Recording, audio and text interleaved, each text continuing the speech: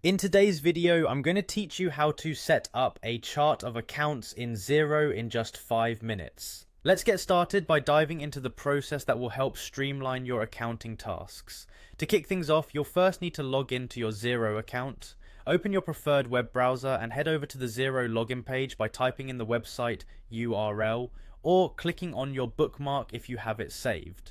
Once you're on the login page, you'll see the login button prominently displayed. Go ahead and click that.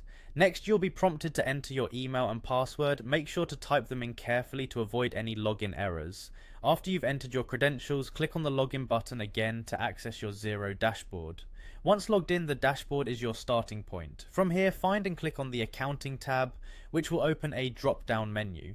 In this menu, select Chart of Accounts. This section is where you'll begin setting up your accounts. Now that you're in the Chart of Accounts section, look for the option to Add Account. Click on it and you'll be presented with a form to fill out. This is where you'll define the specific details for each account you want to set up.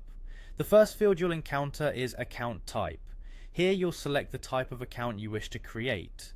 Xero provides a variety of options such as asset, liability, revenue, expense and equity, among others. Choosing the correct account type is crucial as it determines how transactions are categorized in your financial reports.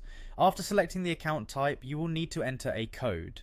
This alphanumeric code will act as a unique identifier for each account, so it's essential to use a code that aligns with your existing system or start a new logical sequence if you're setting it up for the first time. Next, you'll type in a name for the account. The name should be descriptive enough that you can easily identify the account's purpose at a glance. Consistency is key here, especially if you have a team that will be accessing these accounts. Following this, you'll need to select the applicable tax rate from the drop-down menu. This choice is important as it impacts your tax calculations and compliance, ensuring transactions are processed correctly. Finally, once all fields are completed, review the information for accuracy. If everything looks good, go ahead and click the Save button to finalize your new account setup. And just like that, you've added an account to your chart of accounts in Xero. You can continue adding more accounts by repeating these steps or move on to other tasks within the software. Setting up your chart of accounts accurately will lay a solid groundwork for managing your business's accounting more efficiently.